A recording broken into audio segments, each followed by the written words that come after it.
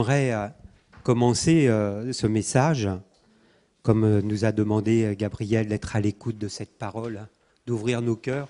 J'aimerais commencer ce message un peu différemment, en commençant par une question, en vous posant une question. Parce que souvent, quand on vient à l'église, on s'assoit, on est tranquille, on reçoit quelque chose et puis on est là juste pour recevoir. Mais moi, j'aimerais commencer par une question, parce que vous remarquerez que quand on lit les évangiles, très fréquemment, les gens venaient auprès de Jésus et lui posaient des questions. Il lui posait des questions. C'est incroyable le nombre de personnes que l'on voit qui s'approchent de Jésus et qui posent des questions à Jésus. Alors ce matin, j'aimerais vous poser cette question.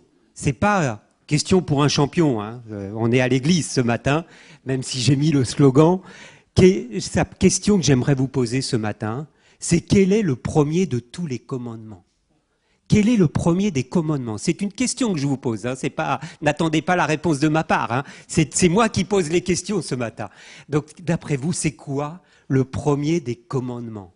Est-ce que vous pouvez me répondre à cela ? Soyez pas timide. Hein. Soyez pas timide. On est entre nous, on est entre frères et sœurs. Est-ce que quelqu'un peut répondre à cette question ?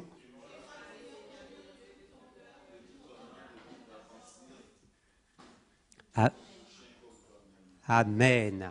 Amen. Bravo, bravo. En tout cas, je vois que certains connaissent leur Bible, que certains sont des habitués de la Bible et bravo à vous.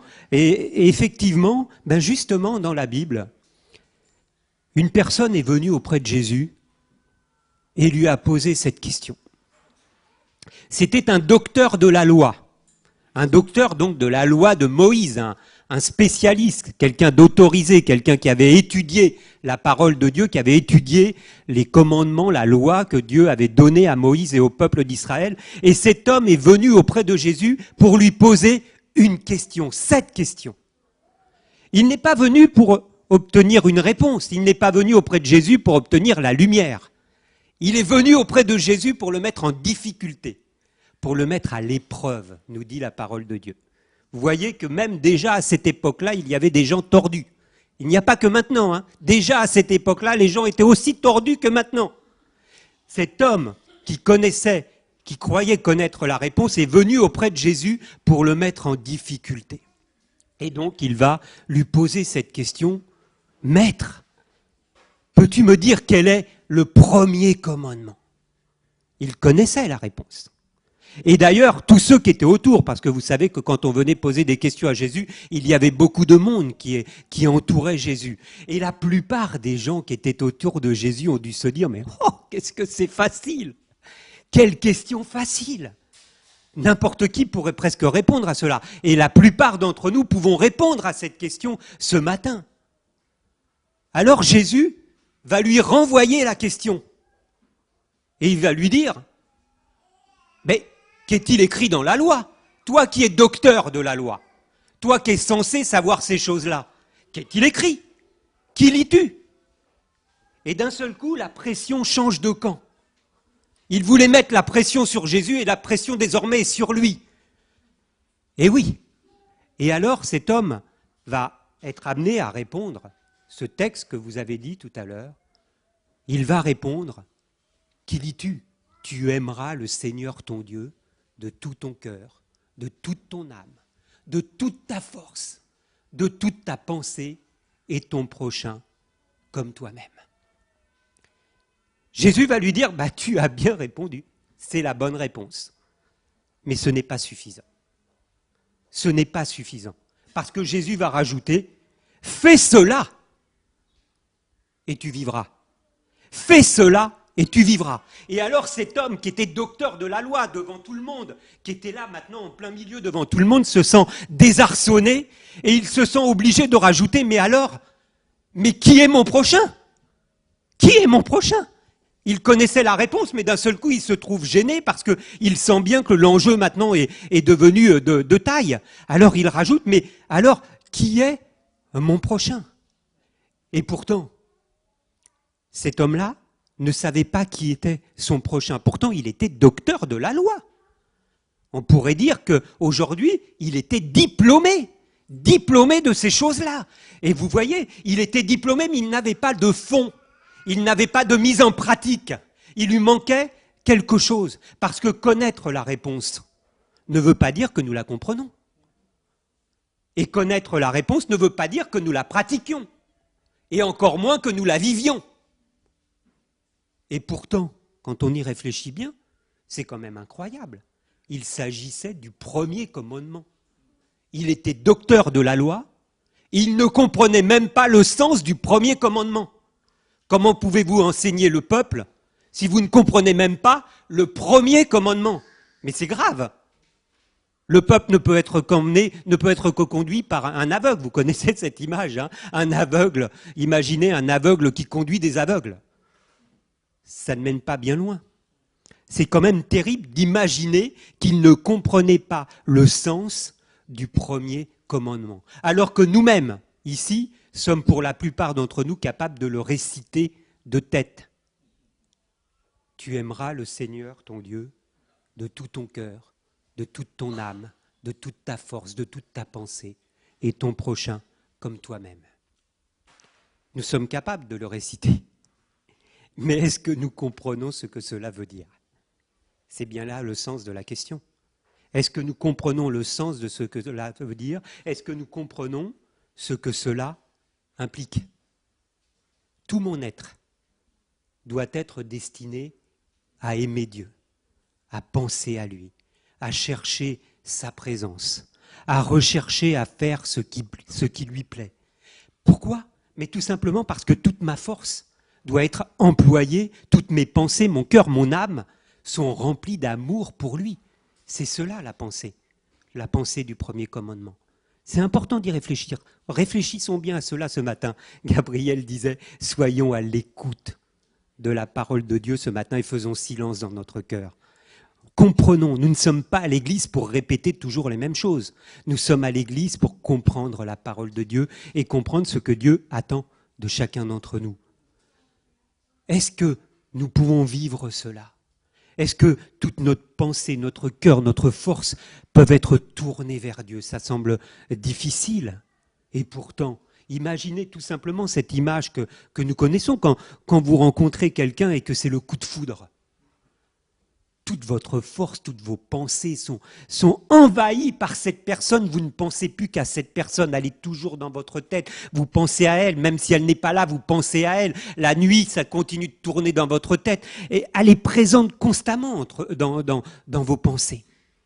Et Dieu nous demande ici de l'aimer ainsi. Que toutes nos pensées, notre force, nos actions soient tournées vers Dieu, soient tournées pour Dieu.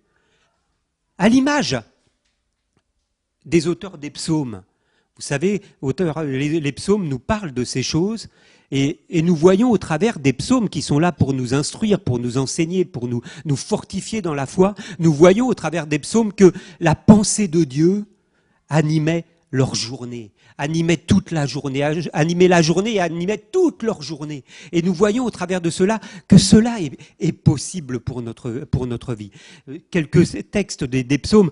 Oh, que j'aime ta loi, je la médite jour et nuit. Et vous connaissez sûrement ce psaume 1 qui nous dit « Heureux, bien heureux, celui qui met sa joie, son plaisir à méditer jour et nuit la parole de Dieu. » Comment nous comprenons ce texte? Cela ne nous veut pas dire que nous sommes invités ou on nous demande de nous installer une table assis sur une chaise avec notre Bible et que toute la journée, jour et nuit, nous allons être là en train de lire la Bible et la méditer. C'est pas cela le sens de ce texte. Cela veut nous dire que justement, nos pensées sont tournées vers Dieu tout au long de cette journée. Nos pensées sont habitées de Dieu. Quand je fais quelque chose, quand je croise quelqu'un dans la rue, quand je tends la main à quelqu'un qui est en difficulté, je le fais dans la pensée de Dieu, je le fais habiter par cette pensée du Seigneur et je veux bénir au nom du Seigneur parce que j'ai ce désir de plaire à Dieu, d'aimer Dieu de tout mon cœur, de toute ma force. Cette pensée anime mes actions. Et nous voyons au travers des psaumes que la pensée de Dieu est omniprésente. À tout moment, au coucher, il nous est dit « Sur ma couche, je m'endors, sur ma couche, je m'endors dans la paix car tu es avec moi. » Pendant la nuit, au milieu de la nuit, je me lève pour te louer. Parce que lorsque l'on est réveillé et que cette pensée de Dieu habite dans nos cœurs, même si je me réveille parmi la nuit, je peux avoir cette pensée à l'égard du Seigneur. Et encore, j'aime beaucoup ce texte, il nous dit, la nuit même, mon cœur m'exhorte. J'ai constamment l'Éternel sous mes yeux. Parce que quand mon cœur est habité de cette pensée de Dieu, même quand je me repose la nuit, mes pensées continuent d'être animées et d'être instruites par le Seigneur. Et cela est possible. J'en ai fait l'expérience cette nuit, où justement une pensée par rapport à ce message, le Seigneur a placé une pensée par rapport à ce message dans mon cœur, pendant la nuit. J'avais rien de spécial, mais pendant la nuit, le Seigneur continue de nous exhorter. Et il nous est dit encore, là, au réveil, je devance l'aurore, l'éveil, et j'ouvre les yeux pour méditer ta parole. Ou encore ailleurs, dès le réveil, je me rassasierai de ton image. Nous sommes appelés vraiment à avoir notre cœur, nos pensées tournées vers le Seigneur. Tout mon être doit être tourné vers lui.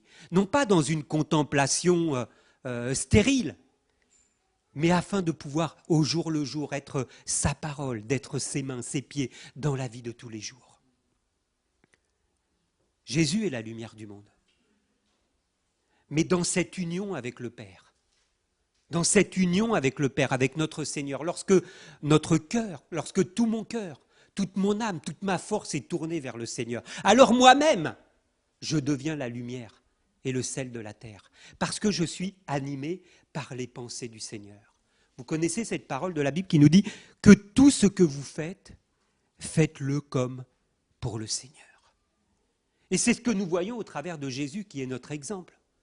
Parce que c'est par amour du Père que dès l'âge de 12 ans, Jésus se retrouve dans le temple à Jérusalem. Vous savez, vous connaissez peut-être cette histoire, la plupart d'entre vous la connaissez, où les parents de Jésus l'ont amené à Jérusalem pour une fête. Et lorsqu'il repart, finalement, ils s'aperçoivent que Jésus n'est plus avec eux. Et ce n'est que 3 jours plus tard qu'ils vont le retrouver dans le temple. Sa mère va le retrouver effrayé en train de se dire « Mais pourquoi as-tu fait cela ?» Et Jésus va lui répondre « Mais ne savez-vous pas qu'il faut que je m'occupe des affaires de mon Père ?» Les pensées de Jésus étaient tournées vers son Père céleste. Sa force, ses pensées, son cœur, son âme étaient tournées vers son Père céleste. Et c'est encore par amour du Père que Jésus va vivre ce premier commandement lorsqu'il est tenté par le diable dans le désert, lorsqu'il résiste à la tentation, lorsqu'il résiste et qu'il peut dire « Mais tu ne tenteras pas le Seigneur ton Dieu ». Et c'est encore par amour du Père que nous voyons que Jésus commence ses journées avant tout le monde par un moment de communion avec le Père. Il se met à l'écart pour avoir ce moment de communion parce qu'il veut que ses journées soient consacrées à Dieu. C'est encore par amour du Père que malgré l'angoisse, Jésus peut dire non pas ma volonté, mais la tienne. Alors et moi? Et toi? Et moi, qui me dis être disciple de Jésus, en tant qu'enfant de Dieu, racheté par le sang précieux de Christ. Dans le texte que nous avons lu tout à l'heure au départ, le docteur de la loi a donc rajouté à ce commandement, tu aimeras le Seigneur ton Dieu de tout ton cœur, de toute ta force, de toute ta pensée, de toute ton âme. Il a rajouté et ton prochain comme toi-même. Et ton prochain comme toi-même. Sans vraiment comprendre ce que cela voulait dire. Alors Jésus va lui montrer que cet amour dont nous parlons, cet amour doit être concret. Il ne suffit pas de le dire. Il doit se matérialiser dans notre attitude et dans notre comportement de tous les jours.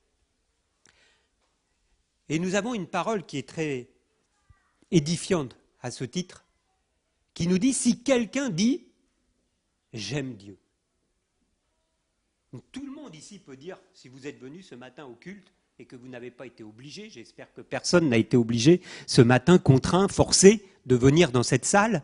Donc si vous êtes venu de votre plein gré ce matin, c'est vraisemblablement que vous avez à cœur d'entendre la parole de Dieu et que chacun pour votre part, vous seriez à même de dire que vous aimez Dieu. Mais attendons, qu'est-ce que cela veut dire? Si quelqu'un dit « j'aime Dieu », et qu'il haïsse son frère, L'apôtre nous dit tout simplement, c'est un menteur. Celui qui n'aime pas son frère qu'il voit, comment peut-il dire qu'il aime Dieu? Ce commandement que nous proclamons, tu aimeras le Seigneur ton Dieu de tout ton cœur, de toute ta force, de toute ton âme, de toutes tes pensées. Ce n'est pas une formule. Quand Dieu nous le donne, il ne nous le donne pas comme une formule.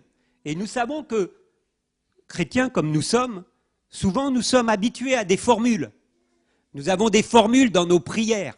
Nous avons des façons de nous exprimer. Nous avons des façons de nous rassurer par nos prières, par notre façon d'être, notre façon d'agir à l'Église, notre façon de chanter. Mais soyons concrets.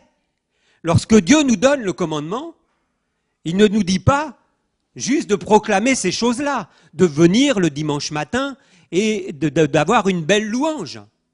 Il nous demande justement d'être concrets dans notre journée, dans toute notre journée, du matin jusqu'au soir, et dans toutes nos journées.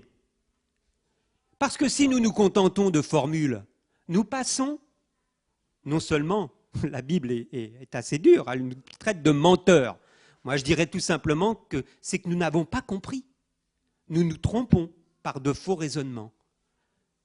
Comprenons bien ce que veut dire ces choses-là. Il faut être concret, frères et sœurs.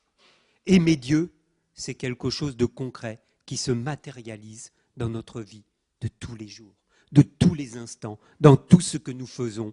Tout ce que nous le faisons pour Dieu, pour le Seigneur, parce que nous l'aimons et parce que c'est au travers de cela qu'est la bénédiction. C'est au travers de cela que notre vie sera bénie, dans toutes les petites choses. Des fois, nous faisons des choses comme cela, nous passons à côté et nous estimons que « Oh, mais ça, c'est rien, ça.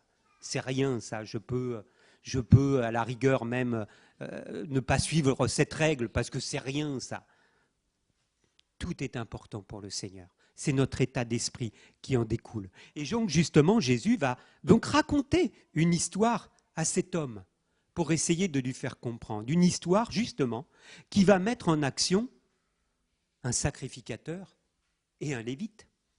Le sacrificateur, celui qui avait la place la plus importante, qui venait là, au centre, dans le temple. Et les lévites, qui étaient ceux qui travaillaient pour le Seigneur, qui étaient au service de Dieu, il va donc prendre une histoire, prendre ce sacrificateur, ce lévite, c'est l'histoire donc du bon samaritain, où nous voyons le sacrificateur, le lévite, qui vont détourner les yeux lorsqu'ils vont voir un homme blessé à terre.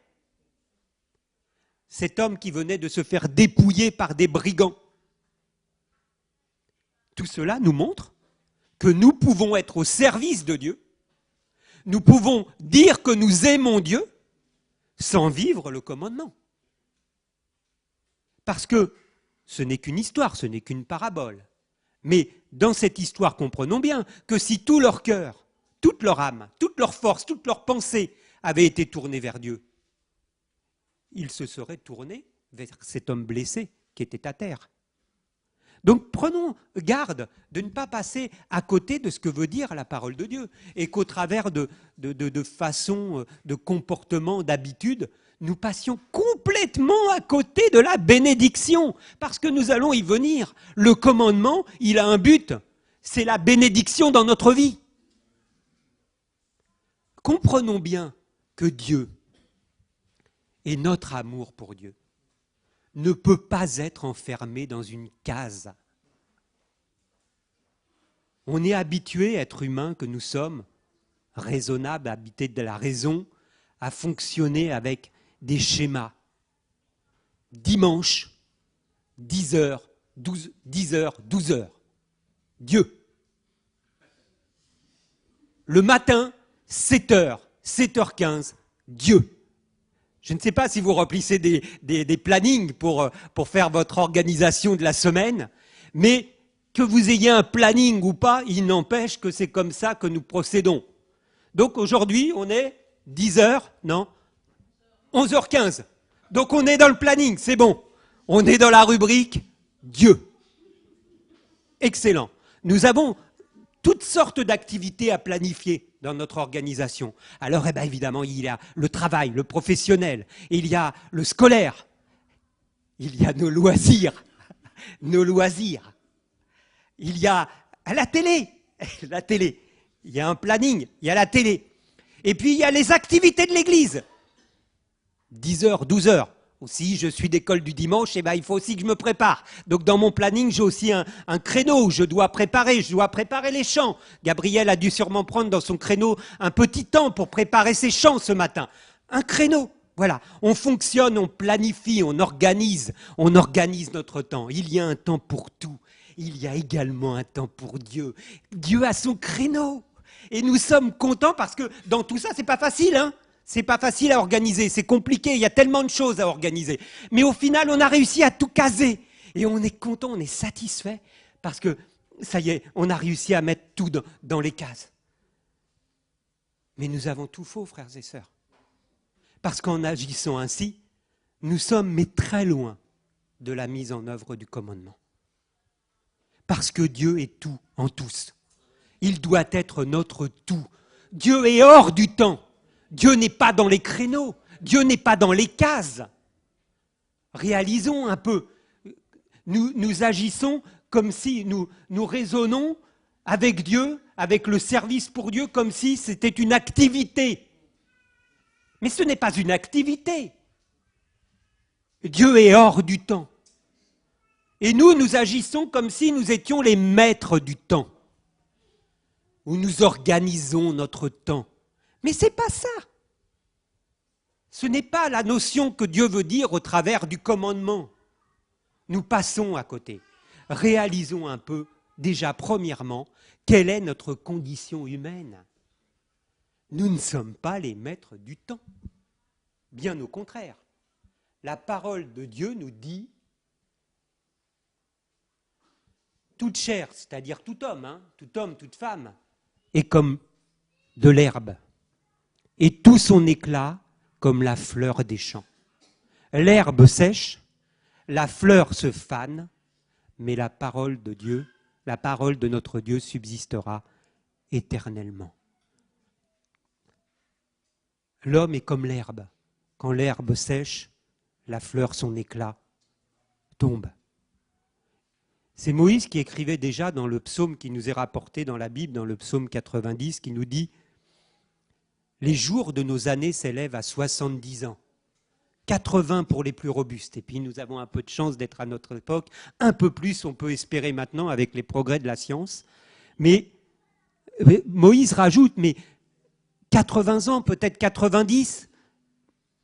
Et quand il regarde, il dit, mais toute la vie des hommes n'est qu'agitation, n'est que peine, n'est que misère. Et regardant, en pensant à cela, Moïse rajoute, enseigne-nous, apprends-nous à compter nos jours, afin que notre cœur découvre la sagesse. Apprends-nous à compter nos jours, afin que notre cœur découvre la sagesse. Et qu'est-ce que c'est la sagesse? La sagesse, c'est la crainte de Dieu. Vous connaissez cette parole qui nous dit « La crainte de Dieu est le commencement de la sagesse ». Et c'est quoi la crainte de Dieu? C'est l'amour de Dieu, c'est l'amour pour Dieu. La crainte de Dieu, c'est ce qui nous parle de notre amour pour Dieu. Alors Seigneur, enseigne-nous à bien compter nos jours.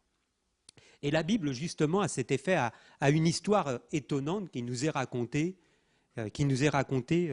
par le prophète Ésaïe. C'est un passage qui nous rapporte la fin de la vie du roi Ézéchias. Ézéchias, donc, était un roi de Juda, en Israël, un roi qui a consacré sa vie à servir Dieu, et Dieu l'invite, par la bouche du prophète, à se préparer et à donner des ordres à sa maison, parce qu'il va mourir. Par la bouche du prophète, Dieu lui annonce, voilà, ton temps est terminé, tu vas mourir, il ne te reste plus que quelques jours, prépare tes affaires, prépare ta succession, parce que maintenant c'est fini. Alors Ézéchias, il est stupéfait, il est saisi d'angoisse, et il va se mettre à supplier Dieu, à prier, à supplier Dieu. Et Dieu, voyant ses larmes, va lui accorder 15 années supplémentaires de vie. Pas une, pas 3 mois, pas 6 mois, va lui accorder 15 années supplémentaires. Et nous avons la chance d'avoir cette histoire qui nous est rapportée dans la Bible, dans le chapitre 38 d'Ésaïe, qui nous montre combien Ézéchias était saisi d'angoisse et comment il a réagi dans ce moment. Et Ézéchias nous dit, mais alors que dirais-je ? Que dirais-je ? Il m'a répondu, il m'a exaucé, il m'a sauvé. Et réalisant par où il est passé, réalisant le temps qui lui restait, il va prendre 2 engagements. Le premier, il dit, désormais je marcherai humblement jusqu'au terme de mes années. Vous savez que bien souvent nous ne marchons pas humblement, on agit n'importe comment, de façon insensée. Si Dieu était devant nous en train de nous dire comment nous agissons dans notre quotidien, cet homme, réalisant par où il est passé, a pris la décision, à partir de maintenant, je marcherai humblement jusqu'au terme de mes années. Et il prend cet autre engagement, il dit, l'Éternel m'a sauvé. Alors nous ferons résonner les cordes de nos instruments tous les jours de notre vie dans la maison de l'Éternel. N'attendons pas, frères et sœurs, d'en arriver à cette extrémité. N'en attendons pas d'être à l'extrémité de notre vie pour prendre des résolutions qui sont importantes, qui sont essentielles. Recherchons au contraire chaque jour la présence de notre bien-aimé. Recherchons sa direction, son conseil pour notre vie de tous les jours, pour notre vie lorsque la journée commence. Que nous puissions nous aussi à notre tour dire « L'Éternel m'a sauvé ». L'Éternel m'a sauvé, mais commençons pas la journée comme si rien ne pouvait nous arriver, mais au contraire, dès que je mets mon pied sur le sol, que je puisse dire « Mais merci Seigneur, tu m'as sauvé ». Non seulement tu m'as donné la santé, non seulement tu m'as donné ce qui est nécessaire pour mon quotidien, mais Seigneur, tu m'as sauvé. Réalisons ce que Dieu a dû accomplir pour que nous soyons sauvés. N'oublions pas que Jésus est mort à la croix, ce que Jésus a enduré pour chacun d'entre nous, pour que nous ne soyons pas condamnés. Alors faisons retentir les cordes de nos instruments. Réalisons l'amour infini qu'il nous porte. C'est lui qui nous a aimés le premier. Alors qu'est-ce qu'aimer Dieu ? Aimer Dieu, qu'est-ce que cela veut dire ? Nous pouvons dire, nous aimons Dieu. Qu'est-ce qu'aimer Dieu de tout son cœur ? Alors Jésus nous donne déjà un élément de réponse dans les évangiles, puisque Jésus nous dit, celui qui a mes commandements et qui les garde, sous-entendu, qui les garde, ce n'est pas juste les mettre sur l'étagère, on a la Bible à la maison, on garde la Bible, ne la jetez pas. Mais ce n'est pas cela, c'est celui qui a mes commandements et qui les met en pratique, qui cherche à les mettre en pratique, qui a ce désir de les vivre, de les appliquer, parce que des fois on est humain, on n'y arrive pas toujours. Mais celui qui garde mes commandements et qui cherche à les mettre en pratique, c'est celui qui m'aime. C'est celui-là qui m'aime. Et j'aime beaucoup ces textes que j'ai retrouvés dans le livre de Deutéronome, parce que Dieu déjà s'adresse au peuple d'Israël à la sortie d'Égypte, et il utilise déjà ces expressions. Dieu dit au peuple d'Israël, « Si tu obéis de tout ton cœur et de toute ton âme, si tu obéis de tout ton cœur et de toute ton âme, je te bénirai. » Si de tout ton cœur, de toute ton âme, tu as ce désir de me plaire, de mettre en pratique ma parole, je te bénirai. Et lorsque le peuple s'écartait, Dieu leur disait, lorsque tu reviendras à moi de tout ton cœur et de toute ton âme, je te bénirai. Frères et sœurs, quand notre cœur est attaché à Dieu, lorsque nous avons ce désir de lui plaire, Dieu nous bénira. Et cette obéissance n'est pas faite de contraintes. C'est le monde qui a voulu nous inculquer cela, notre société. Obéir dans notre société d'aujourd'hui a une notion négative dans notre esprit. Mais cette obéissance n'est que la traduction de notre amour pour Dieu. Deutéronome 11, 22 nous dit « Si vous mettez en pratique mes commandements pour aimer l'Éternel, pour aimer l'Éternel. » La mise en pratique des commandements, ce n'est pas un poids. Ce n'est pas quelque chose qu'on a sur le dos.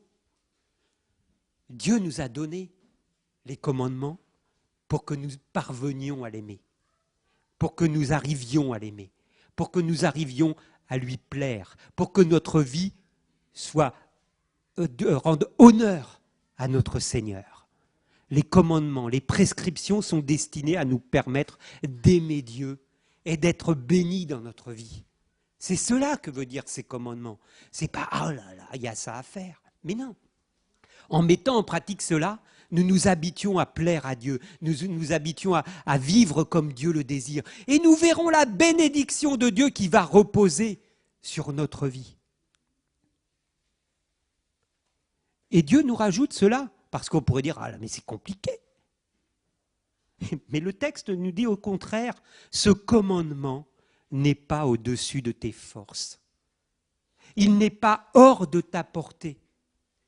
C'est une chose qui est tout près de toi, dans ta bouche, dans ton cœur, afin que tu le mettes en pratique. Des fois, on se complique la tête, on essaye de faire des choses particulières, on va s'obliger à faire des choses et à se mettre des poids sur le dos, à s'obliger à faire telle chose ou telle chose à telle heure et pendant tel jour, pendant telle semaine. Mais c'est du quotidien, c'est de la relation de tous les instants dans toutes mes pensées. C'est pas un poids d'être obligé de faire cela et cela pendant des semaines. C'est une façon de vivre, c'est une façon de concevoir notre relation avec Dieu. C'est du quotidien, c'est dans tous les instants. C'est ce que Dieu veut nous dire. Et Dieu nous dit au verset suivant, « Je te prescris ». Comme une prescription médicale. Vous savez, quand on est malade, le médecin nous donne une prescription médicale pour que nous soyons en bonne santé. Eh bien, Dieu nous dit au verset 15, « Je te prescris aujourd'hui d'aimer l'Éternel, ton Dieu. » Comment ? En marchant dans ses voies, afin de vivre et de prolonger tes jours. Aimer Dieu, c'est la source de la vie. C'est la source du bonheur. Ce n'est pas des contraintes, ce n'est pas des choses que je vais faire pour Dieu. Je vais m'obliger à faire des choses à l'église. Bien sûr qu'au travers de notre service, ça va quelquefois se traduire de cette façon-là. Mais c'est du quotidien, c'est dans notre vie de tous les jours. Et nous le voyons au travers de ce psaume. De ce psaume 119, vous connaissez le psaume 119, le plus grand psaume de tous les psaumes, mais nous voyons que l'auteur de ce psaume, que nous ne connaissons pas, mais combien il a appliqué cela à sa vie, cela s'entend, cela se ressent. Ce psaume, il déborde de vie, il déborde de joie, de bonheur, par son amour pour Dieu. Il n'est pas question de contrainte, il n'est pas question d'obligation, il n'est pas question de peur du jugement, mais simplement d'un véritable amour pour Dieu, d'un véritable amour pour sa parole. Quelques exemples, ici simplement. Il nous est dit, « Je fais mes délices de tes commandements, je les aime. » Il est question d'amour. Je fais mes délices de tes commandements, mais je les aime. Je serre ta parole dans mon cœur afin de ne pas pécher contre toi. Je me réjouis en suivant tes préceptes comme si je possédais un trésor. J'ai tes sentiers sous mes yeux. Elle est tout le jour l'objet de ma méditation. Alors pour comprendre, pour conclure, frères et sœurs, nous connaissons tous quasiment ce commandement. Pas n'importe quel commandement. Le premier des commandements, celui dont dépend notre vie chrétienne, celui dont dépend notre relation avec Dieu, celui dont dépend notre salut. Jésus a acquis notre salut, mais il nous est dit de travailler à notre salut, de persévérer. Ça veut dire que nous avons des choses à faire quand même. Nous connaissons, mais interrogeons-nous sur notre façon dont nous le vivons au quotidien. Repassons vraiment cette parole dans notre cœur. Réalisons que Dieu attend autre chose de notre part. Je pense que chacun dans notre part, c'est pas un poids, c'est pas je vous mets le poids sur votre dos, parce que le poids je l'ai déjà pris sur mon dos et sur mes épaules quand j'ai lu le texte. Et plus j'y réfléchis, plus je me dis, waouh, il y a des choses qui ne vont pas. Il va falloir réagir. Parce que là, il y a vraiment des choses que j'ai pris complètement à contre-courant. Il y a des choses, j'ai tout mélangé là. C'est pas possible. C'est parce que ce que je fais, c'est parce que tu me demandes, Seigneur. Mais je suppose que si je me pose cette question-là et que je me dis cela, Je suppose que je ne suis pas le seul. Donc je pense que nous sommes plusieurs à être concernés par cette parole ce matin. Ce n'est pas une activité ou un loisir, la relation que j'ai avec Dieu n'est pas une activité. C'est pas, ne le considérons pas comme si on considérait un loisir. On parle de relation avec Dieu. C'est de cette relation que je deviens enfant de Dieu. C'est de cette relation que je vais vivre, de cette vie de Dieu. Ce n'est plus moi qui vis, mais c'est Christ qui vit en moi. C'est pas en mettant Dieu dans des cases que Jésus va vivre en moi. Ce n'est pas en mettant Dieu dans des cases 10 heures, 12 heures que je vais avoir la vie du Saint-Esprit en moi tout au long de la semaine, du matin jusqu'au soir, dans toutes les situations dans lesquelles je vais me retrouver, quand je vais rencontrer quelqu'un dans la rue. Il y a des choses comme cela. Vous avez tous des situations dans le métro, on est sans arrêt amené à croiser des personnes qui nous dérangent. On préfère tourner la tête, on n'aime pas trop les voir. Il y en a des fois, ah non, je ne l'ai pas vu. Mais si, il était là, vous l'avez vu. Moi aussi, je l'ai vu. Quand je tourne la tête, je ne fais pas ce que Dieu me demande. Appliquons-nous à cela. Dieu ne doit pas être juste une solution à nos difficultés. Il doit être notre tout, une relation de chaque instant. Dieu doit être pour nous notre façon de vivre, notre façon d'être. Réfléchissons à ça, frères et sœurs.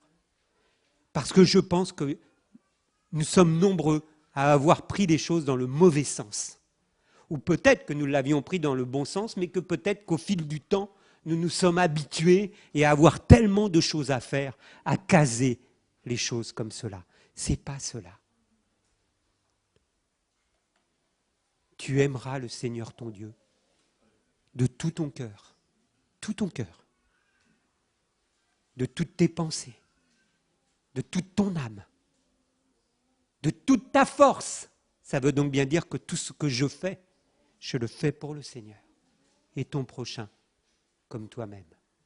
Gardons bien cette parole à l'esprit, qu'elle repasse dans votre cœur tout au long de cette journée. Demain matin, quand vous commencerez votre nouvelle journée, mardi, quand vous retrouverez peut-être le travail, repassons dans les situations que nous nous rencontrons. Est-ce que je suis en train de vivre cela? Et nous verrons qu'en essayant d'appliquer cela, c'est une façon d'aimer Dieu. C'est d'une façon de prouver à Dieu que nous l'aimons. C'est d'une façon de grandir dans cet amour pour Dieu. C'est une façon de vivre des expériences avec Dieu. C'est une façon de vivre la bénédiction de Dieu dans notre vie. Amen. Seigneur, je veux te rendre grâce pour cette parole, parce qu'elle bouscule notre conception, Seigneur. Chacun d'entre nous, Seigneur, elle nous bouscule. Mais c'est ta parole. Ce n'est pas nos paroles. C'est ta parole. Et en plus, c'est le premier des commandements, Seigneur. Je te prie, mon Dieu, vraiment de visiter notre esprit.